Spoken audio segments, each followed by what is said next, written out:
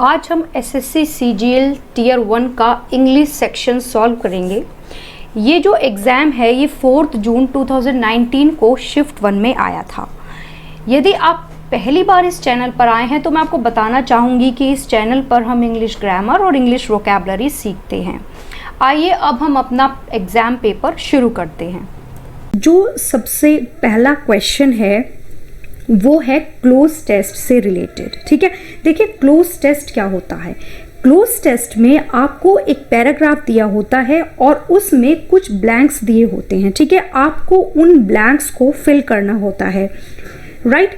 तो देखिए cloze test को करने का तरीका क्या है। सबसे पहले आप उस पैराग्राफ को एकदम जल्दी से पढ़ लें, ये जानने के लिए कि उस क्लोज टेस्ट का थीम क्या है। थीम मतलब उस क्लोज टेस्ट में किस बारे में बात की गई है। ठीक है, देखिए क्लोज टेस्ट को कॉन्फिडेंस से करने के लिए 3 चीज़ों का होना बेहद ज़रूरी है।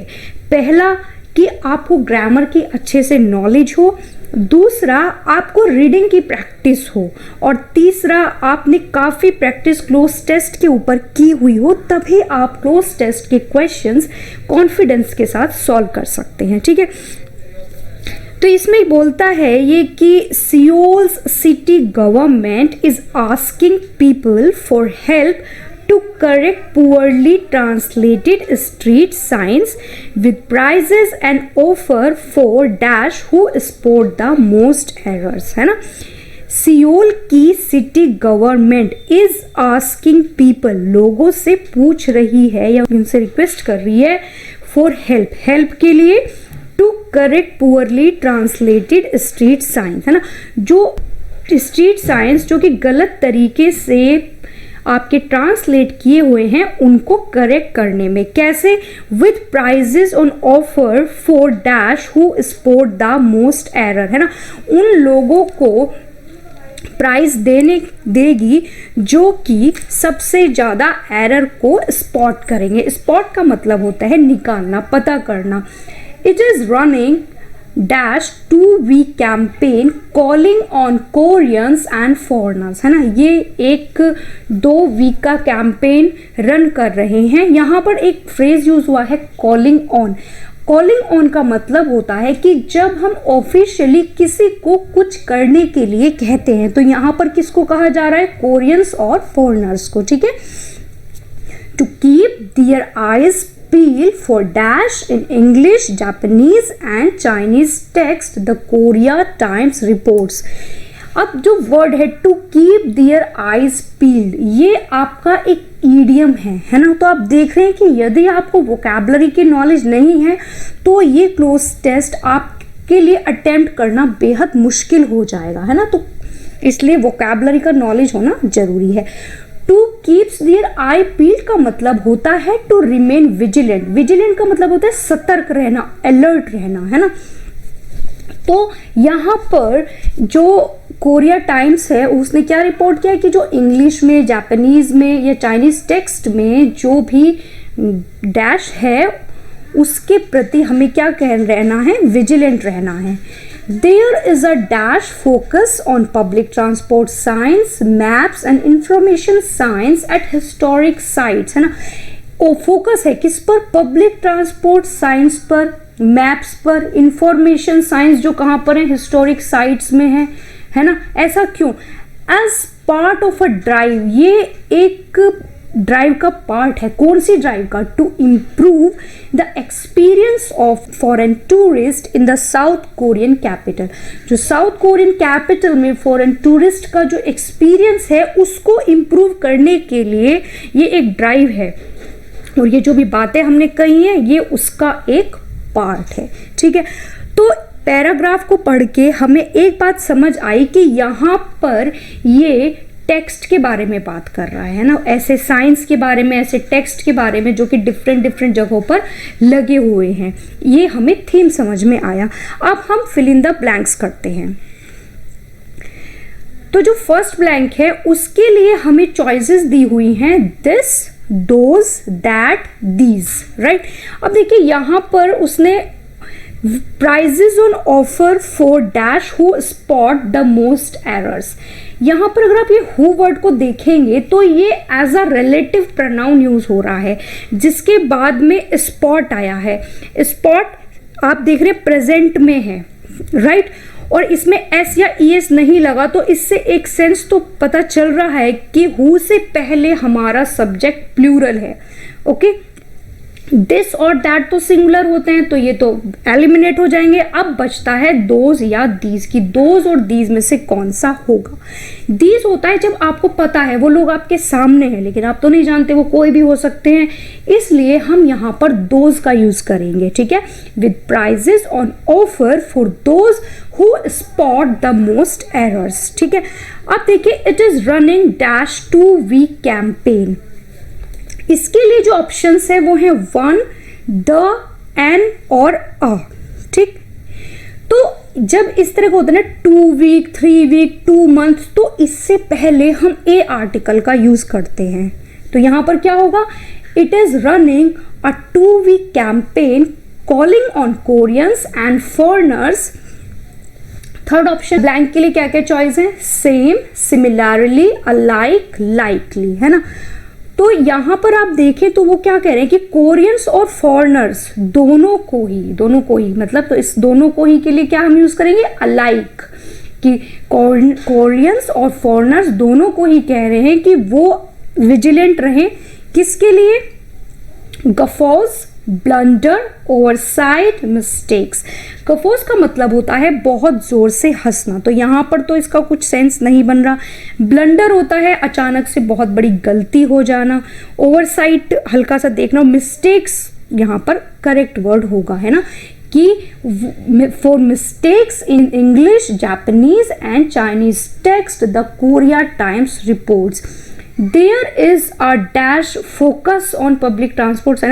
कि फोकस है किस पर, स्पेशली इन सारी चीजों पर, पब्लिक ट्रांसपोर्ट पर, मैप्स पर, information science, at historic sites. तो फिफ्थ ब्लैंक में हमारा क्या होना चाहिए, पर्टिकुलर हमारा करेक्ट वर्ड होगा, है ना। इंपॉर्टेंट, सिग्निफाइंग और मेटिकुलस, इन सबको देखते हुए पर्टिकुलर यहाँ पर सुटेबल वर्ड है।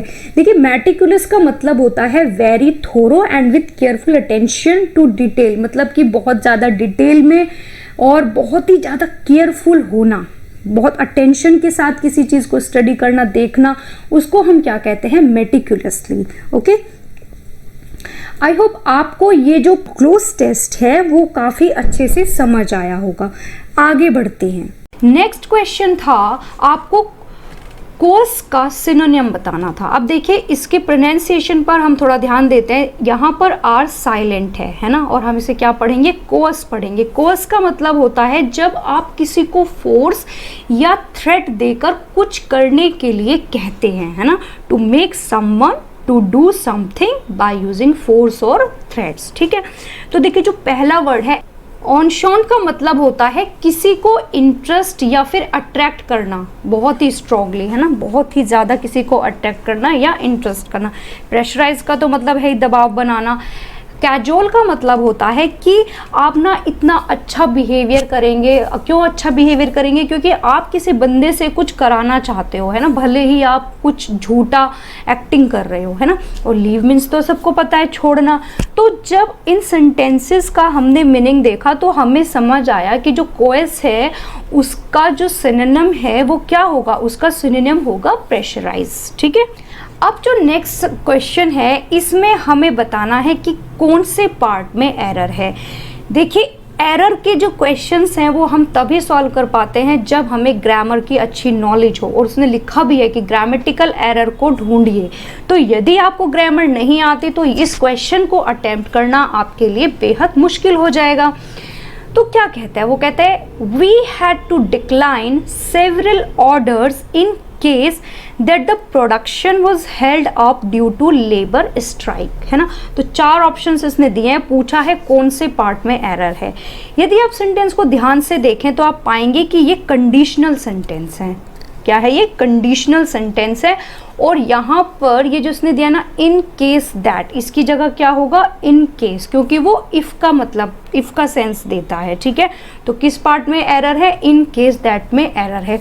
मैं आपको यहाँ एक रूल ये भी बताना चाहूंगी कि कंडीशनल में क्या है, अगर एक सेंटेंस में अगर हैड दिया है तो दूसरा पास्ट इंडेफिनिट में होता है। अब देखिए यहाँ पे मैं टेंसेस के बारे में बात कर रही हूँ, है ना, तो क्वेश्चन को सॉल्व करने के लिए, कंडीशनल को समझने के लिए फिर हमें टेंसेस का नॉलेज होना भी जरूरी है। नेक्स्ट सेंटेंस में आपको एप्रोप्रिएट वर्ड भरना है। एक ब्लैंक दिया हुआ है जिसमें आपको एप्रोप्रिएट वर्ड को भरना है। क्वेश्चन है, his company has the dash of producing the best cricket balls in the country, है ना, उसकी कंपनी की क्या है कि वो देश में सबसे अच्छी क्रिकेट बॉल प्रोड्यूस करती है। तो क्या होगी, ओपिनियन। ओपिनियन थोड़ी ना होते किसी कंपनी की प्रोडक्ट, अगर प्रोडक्शन के बारे में हम बात करें। ऐसे ही ब्रांड या रेपुटेशन, इन दो में से कुछ हो सकता है ना। पोजीशन भी नहीं होगा यहाँ पे, पोजीशन ऑफ प्रोड्यूसिंग, पोजीशन नहीं हो। तो अगर आप ब्रांड और रेपुटेशन को कंपेयर करें तो आपको लगेगा कि रेपुटेशन ज़्यादा सूटेबल है ना। कैसे देखो, हम पढ़ के भी देखते हैं, his company has the reputation of producing the best cricket balls in the country, है ना। ब्रांड तो एक नाम होता है हर, ठीक है ना, इसलिए यहाँ पर क्या आएगा, रेपुटेशन आएगा। नेक्स्ट क्वेश्चन में आपसे पूछा है एंटोनियम। एंटोनियम का मतलब होता है विलोम, है ना। एक्सपेंशन, एक्सपेंशन का मतलब फैलना, ठीक है। इन्फ्लेशन का मतलब महंगाई, वो भी एक तरह से फैल ही रहा है ना। फिर है एक्सटेंशन, एक्सटेंशन का होता है ना कि भाई एक्सटेंशन दे दिया। ऑगमेंटेशन, ऑगमेंटेशन का मतलब होता है कि साइज, अमाउंट या फिर वैल्यू को बढ़ा देना, है ना। और कंप्रेशन, कंप्रेशन तो होता है कम कर देना। तो आपने देखा कि एक्सपेंशन का जो एंटोनियम है वो क्या होगा, कंप्रेशन होगा। बाकी तो तीनों शब्द जो हैं वो सिनोनिम का ही सेंस दे रहे हैं। नेक्स्ट क्वेश्चन पूछता है कि वो शब्द बताइए जिसकी स्पेलिंग इनकरेक्ट है, ठीक है। तो यहाँ पर पहले ही ऑप्शन को देखते पता चलता है कि कैलेंडर की स्पेलिंग गलत है, क्योंकि DER नहीं, क्या होता है, DAR होता है। ओके, करियर तो आप सब जानते ही हैं, करियर शब्द का मतलब। फिर है कैलस, कैलस का मतलब होता है कि कोई इमोशंस ना दिखाना, है ना, और ना ही इमोशन से अफेक्टेड होना, है ना। या आप यूँ कहिए कि अनअफेक्टेड बाय इमोशंस। और कैरेज, कैरेज का मतलब होता है, जैसे आपने देखा है ना, झोटा बुग्गी या फिर जो हमारा घोड़ा होता है उसके पीछे वो बग्गी टाइप होती है, उसको हम कैरेज कहते हैं। इसी तरीके से जो रेलवे के कोच हैं जिसमें कि पैसेंजर जाते हैं, उनको भी हम कैरेज कहते हैं, ठीक है। अगले क्वेश्चन में फिर से हमसे एंटोनियम पूछा है, किसका, स्कैर्स का। स्कैर्स का मतलब होता है रेयर, है ना। फिर उसके बाद है स्कैंटी, स्कैंटी का मतलब भी वही लिटिल, फ्यू, है ना, थोड़ा। फ्यू मीन्स भी क्या होता है, थोड़ा ही होता है ना। और सेल्डम, सेल्डम का मतलब होता है रेयरली। प्लेंटीफुल, प्लेंटीफुल का मतलब होता है बहुत ही ज़्यादा क्वांटिटी में अवेलेबल या फिर प्रेजेंट होना, ठीक है। तो बाकी तो तीन सेम मीनिंग दे रहे हैं, फोर्थ हमारा एंटोनियम है, तो प्लेंटीफुल इसका एंटोनियम होगा स्केर्स का। अब आपको फिल इन द ब्लैंक्स करना है, प्रॉपर वर्ड भरना है यहाँ पे कि कौन सा आएगा। Around 60 bands in colourful dash took part in the noting hill carnival, है ना। लगभग 60 बैंड्स कलरफुल डैश में जो नोटिंग हिल कार्निवल है उसमें पार्ट लिया। तो अगर आपको याद हो कि बचपन में जब हम फंक्शंस में पार्टिसिपेट करते थे तो हम कहते थे ना भी हमारा कॉस्ट्यूम्स, हमारे जो कॉस्ट्यूम्स है वो तैयार हो गए हैं, है ना। तो यहाँ पर क्लोथिंग्स नहीं आएगा, ना अपैरल्स आएगा, ना ही ड्रेसिंग आएगा। सबसे अच्छा सेंस और सुटेबल वर्ड क्या है यहाँ पर, कॉस्ट्यूम्स है। तो क्या आएगा आंसर कि around 60 bands in colourful costumes took part in the noting hill carnival. Okay, अब है one word substitution. One word substitution में क्या होता है कि आपको एक सेंटेंस दिया होगा और बोलेगा कि आप इस सेंटेंस को कौन से एक शब्द से रिप्लेस कर सकते हो, है ना, या सब्सटीट्यूट कर सकते हो। तो क्वेश्चन है, अ पर्सन, एनिमल और plant much below the usual height. एक पर्सन, एनिमल या प्लांट जो कि यूजुअल हाइट से काफ़ी छोटा होता है ना। तो क्या क्या ऑप्शन है, देखिए फर्स्ट है विजार्ड। विजार्ड क्या होता है, विजार्ड का एक मतलब तो ये होता है कि कभी कभी ऐसा होता है स्टोरीज में कोई व्यक्ति ऐसा होता है जिसके पास मैजिकल पावर्स होती हैं। तो स्टोरी में ऐसा व्यक्ति जिसके पास मैजिकल पावर्स हैं उसको हम क्या कहते हैं, विजार्ड कहते हैं, ठीक है। विजार्ड का एक और मतलब होता है कि जब कोई बंदा किसी स्किल में बहुत ज़्यादा अच्छा हो, किसी एक्टिविटी में बहुत अच्छा हो तो हम उसे क्या कहते हैं कि यार ये बंदा ना विजार्ड है ना, एक पर्टिकुलर एक्टिविटी में क्या है, ये विजार्ड है ना। दूसरा है डॉर्फ, है ना, डॉर्फ सुना है ना आपने हिंदी में, बोना। तीसरा क्रिएचर, क्रिएचर होता है कुछ कोई भी प्राणी। विच आपको पता ही है, चुड़ैल, है ना, तो इसका आंसर क्या होगा, डॉर्फ। अब नेक्स्ट सेंटेंस में आपको क्या करना है कि ये जो अंडरलाइन फ्रेज है इसमें कुछ गलती है ना, आपको क्या करना है, इसको करेक्ट पार्ट से रिप्लेस करना है। 4 ऑप्शंस होंगे जिसमें कि आपको उसको रिप्लेस करना है। देखिए इन क्वेश्चंस को करने के लिए भी अगेन आपको ग्रामर आनी बहुत ज़रूरी है, वरना क्वेश्चन करना बहुत मुश्किल हो जाएगा। और यदि ग्रामर आती है तो ये आपके लिए चुटकियों का खेल है ना। तो क्वेश्चन है, the workers of this textile factory demand higher wages for a long time, है ना, कि जो इस टेक्सटाइल फैक्ट्री के वर्कर्स हैं वो लंबे समय से क्या कहेंगे, देखो एकदम खुद ही आ रहा होगा जुबान से निकल के, मांग कर रहे हैं, है ना। तो यहाँ पर करेक्ट फ्रेज क्या यूज होगा, have been demanding higher wages. तो करेक्ट सेंटेंस क्या बनेगा, the workers of this textile factory have been demanding higher wages for a long time. Okay, इसी तरह से दूसरा सेंटेंस देखिए, if you park your car here the traffic police has find you, है ना। ये है कंडीशनल सेंटेंस, और कंडीशनल सेंटेंस के इसका क्या रूल होता है कि यदि आपका फर्स्ट पार्ट प्रेजेंट इंडेफिनिट में है तो जो अगले वाला पार्ट है वो किस में होगा, फ्यूचर में होगा, है ना। बट इसने प्रेजेंट परफेक्ट में लिखा हुआ है, तो आप देख रहे हैं टेंस की नॉलेज होना बेहद जरूरी है। ओके, करेक्ट सेंटेंस होगा, if you park your car here the traffic police will find you. Okay, अब आता है पैरा जंबल। देखिए पैरा जंबल में रीडिंग बहुत मैटर करती है। रीडिंग, अगर आपको रीडिंग की आदत है तो आप बहुत आसानी से पैरा जंबल के क्वेश्चंस कर पाएंगे। और देखिए ग्रामर तो आनी ही चाहिए पूरे इंग्लिश में, ठीक है। अब देखो मैं आपको इस पैरा जंबल को समझाने की कोशिश करती हूँ।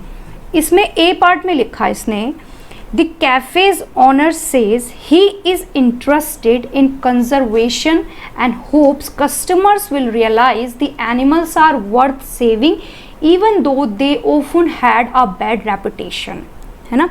कैफे का ऑनर कहता है कि वो कंजर्वेशन में इंटरेस्टेड है and hopes customer will realise the animals are worth saving, और वो उम्मीद करता है कि कस्टमर रियलाइज करेंगे कि एनिमल्स भी सेव करने के लायक हैं, उन्हें भी सेव करना चाहिए, even though they have a bad reputation, है ना।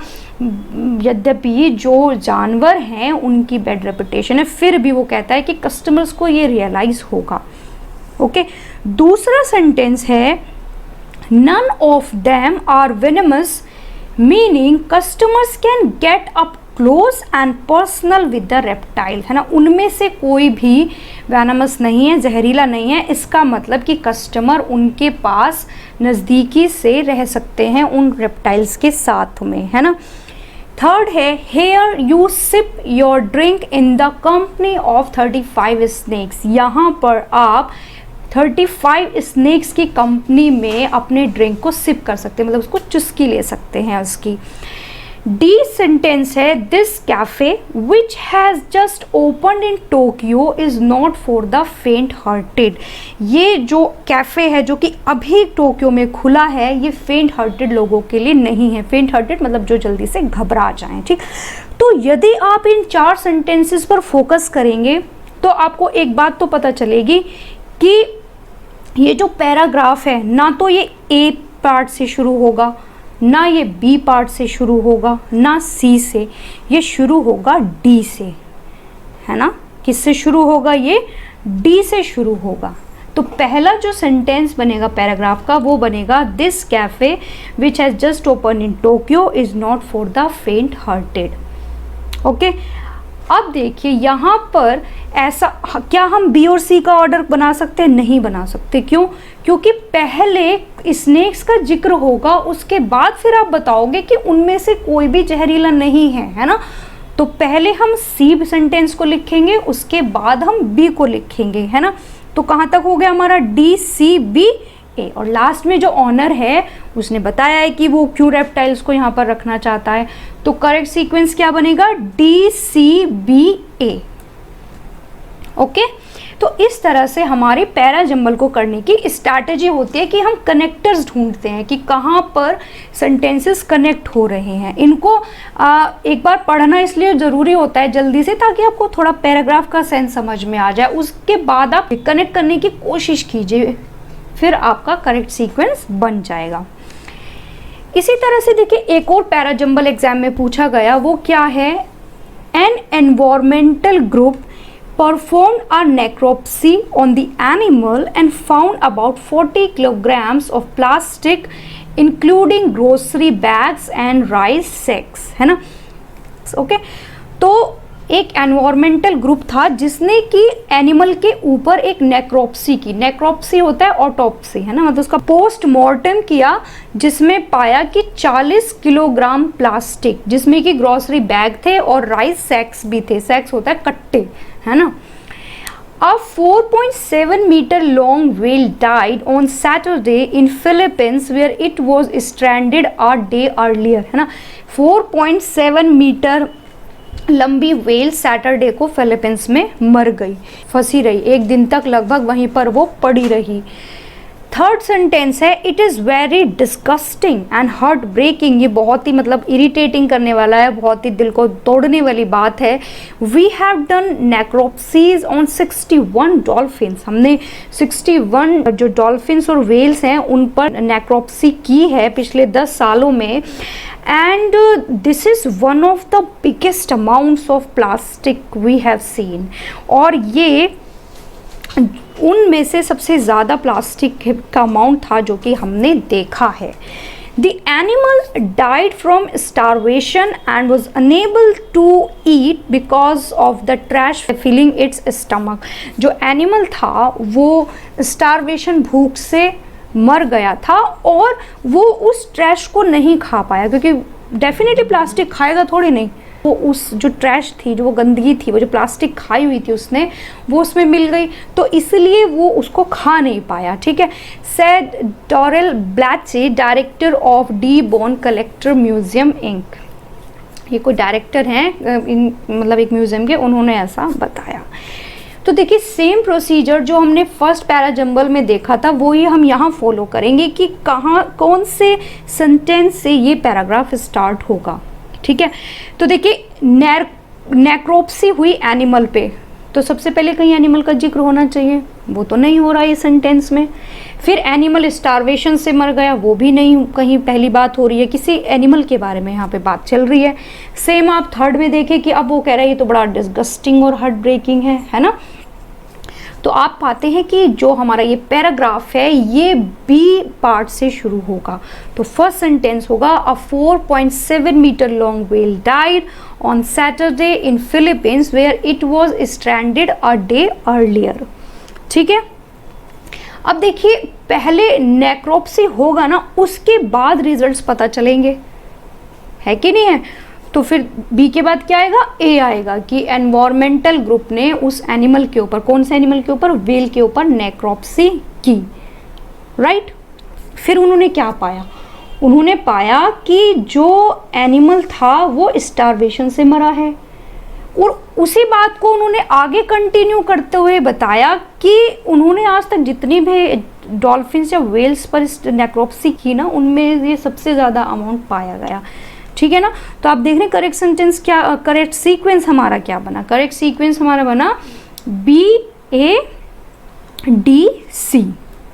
ठीक है, B A D C, right. I hope आपको ये दोनों पैरा जंबल समझ में आए होंगे। अगले क्वेश्चन की तरफ हम बढ़ते हैं। अब आपसे पूछा है कि इस ईडियम का मतलब बताइए। क्या ईडियम है? To play ducks and drakes. ठीक है, तो इसका मतलब होता है टू यूज़ रेकलेसली, मतलब बिना सोचे समझे किन्हीं चीज़ों को यूज़ करना, है ना। उनका ये नहीं देखना कि हमें करना चाहिए नहीं करना चाहिए, किस तरीके से यूज़ करना चाहिए, बस कुछ भी करके बहुत ही ख़राब तरीके से अगर हम चीज़ों का इस्तेमाल करें तो उसको हम क्या कहते हैं, टू यूज़ रेकलेसली, ठीक है। नेक्स्ट सेंटेंस में फिर से एरर पूछी है कि कौन से सेगमेंट में ग्रामेटिकल एरर है। सेंटेंस है cyclone Idai killed at least 157 people in Zimbabwe and Mozambique although it tore across South Africa, ठीक है। देखिए ऑल्दो का मतलब कॉन्ट्रडिक्शन में होता है, बट यहाँ पर सेम जैसी बातें हो रही हैं कि साइक्लोन इडाई ने 157 कम से कम 157 लोग जिम्बाब्वे और मोजाम्बिक में मारे और साउथ अफ्रीका में भी ऐसा ही किया, है ना। तो ऑल्दो के बजाय यहाँ ए एंड होना चाहिए था। एंड ये है कंजंक्शन। कंजंक्शन की अगर नॉलेज ठीक से होगी तो सेंटेंस करेक्ट होगा, और यदि कंजंक्शन की नॉलेज नहीं पता होगी तो फिर गलती होने के चांसेस बनते हैं। अब नेक्स्ट क्वेश्चन पूछा है आपसे कि ये जो सेंटेंस है इसका एक्टिव वॉइस बनाइए, ठीक। तो every passing vehicle was being thoroughly checked by the guards. तो आप यहाँ पर देख रहे हैं वॉज बीइंग थोरोली चेक्ड। जो वॉज बीइंग पैसिव वॉइस में कब आती है, वॉज बीइंग तब आता है जब आपका एक्टिव वॉइस पास्ट कॉन्टिन्यूअस में हो। तो देखिए यहाँ पर टेंस का नॉलेज होना बहुत ज़रूरी है, तभी हम आइडेंटिफाई कर पाएंगे कि कौन से टेंस का ये एक्टिव वॉइस है और इसका पैसिव वॉइस क्या होगा, है ना। तो मैंने बताया ना, तो इसमें फर्स्ट क्या है, the guards were thoroughly checking every passing vehicle. Okay, ये फर्स्ट सेंटेंस हमारा पास्ट कॉन्टिन्यूअस में है कि जो गार्ड्स थे वो हर पासिंग व्हीकल को अच्छे से चेक कर रहे थे। जो दूसरा सेंटेंस है वो प्रेजेंट परफेक्ट में है। थर्ड आपका वो भी पास्ट कॉन्टिन्यूअस में है, लेकिन वहाँ पर सब्जेक्ट और ऑब्जेक्ट को ठीक तरीके से यूज़ नहीं किया गया। और फोर्थ सेंटेंस आपका क्या है, प्रेजेंट परफेक्ट कॉन्टिन्यूअस है, ठीक है। अब पूछ रहे हैं कि गलत स्पेलिंग बताइए, तो पहली ही स्पेलिंग गलत है, एक्सप्लॉइटी, मतलब उसमें ई एक्स्ट्रा दिया हुआ है। करेक्ट स्पेलिंग क्या होती है, EXPLOIT, एक्सप्लॉइट होती है। ओके, एक्सप्लिसिट मतलब अलग से बताना। एक्सपायर तो आपको पता ही है, ख़त्म हो जाना, लाइफ ख़त्म हो जाना। एक्सप्लोड कहते हैं ना, बॉम्ब एक्सप्लोड हो गया, ऐसे। अब बताना है सिनोनियम। सिनोनियम आपको किसका बताना है, क्रोनिक का सिनोनियम बताना है। देखिए क्रोनिक का मतलब होता है कि कोई ऐसी प्रॉब्लम जो कि बार बार आती जाती रहती है और बहुत ही मुश्किल होता है उस प्रॉब्लम को सॉल्व करना। तो ऐसी प्रॉब्लम या ऐसी डिजीज़ को हम क्या कहते हैं, क्रोनिक कहते हैं, है ना। तो ऑर्डिनरी तो नॉर्मल सी बात है। परसिस्टेंट का मतलब क्या होता है, लगातार, ठीक है। तो इसका सिनोनिम क्या होगा, परसिस्टेंट होगा, क्योंकि ऑर्डिनरी, कॉमन, टेम्परेरी ये सब शब्द एक जैसे हैं, है ना। परसिस्टेंट का मतलब होता है लगातार। अब आपको बताना है कि इस ईडियम का मतलब, ईडियम है at daggers drawn. At daggers drawn का मतलब होता है जब किसी दो व्यक्तियों में बहुत ही ज़्यादा कड़वाहट हो, बहुत ही ज़्यादा एक दूसरे से नफरत करते हो। तो इसका करेक्ट आंसर क्या बनेगा, बिटरली हॉस्टाइल। ओके, नेक्स्ट आपसे पूछा है कि इसको पैसिव वॉइस में कन्वर्ट कीजिए। क्वेश्चन है, do not buy medicines without the doctor's prescription, है ना। डॉक्टर की एडवाइस के बिना आपको दवाइयाँ नहीं खरीदनी चाहिए। तो ये हमारा सेंटेंस है इम्पेरेटिव। तो इम्पेरेटिव का जो पैसिव वॉइस होता है वो कैसे होता है कि आपको डॉक्टर की प्रिस्क्रिप्शन, मतलब डॉक्टर की सलाह के बिना, डॉक्टर के पर्चे के बिना मेडिसिन नहीं लेनी चाहिए, है ना, या मेडिसिन खरीदी नहीं जानी चाहिए। तो इसका जो पैसिव वॉइस है वो फर्स्ट सेंटेंस ही बन जाएगा कि medicine should not be bought without the doctor's prescription. तो आपने देखा, मैंने आपको आज ये क्वेश्चन पेपर सॉल्व कराया और इस क्वेश्चन पेपर को सॉल्व करते हुए आपने एक चीज़ बहुत अच्छे से ऑब्जर्व की होगी कि ग्रामर की नॉलेज होना बहुत ज़रूरी है, तभी आप सारे क्वेश्चंस एकदम ठीक से कर पाएंगे। और ग्रामर के साथ साथ बहुत सारे क्वेश्चंस आपने वोकैबुलरी से भी देखे हैं। तो यदि आप वोकैबुलरी और इंग्लिश ग्रामर को कॉन्फिडेंस के साथ और बहुत ही सिंपल भाषा में सीखना चाहते हैं तो अभी इस चैनल को सब्सक्राइब कीजिए और अपने उन दोस्तों के साथ शेयर करना बिल्कुल ना भूलें जिन्हें इन दोनों चीज़ों से। किससे? वो ग्रामर से और वोकैबलरी से डर लगता है। मैं बहुत ही सीधे सादे शब्दों में आपको ये दोनों चीज़ें सिखाने की कोशिश करूँगी और आप देखिएगा पूरे कॉन्फिडेंस के साथ आप कोई भी क्वेश्चन पेपर फिर सॉल्व कर पाएंगे। Thank you.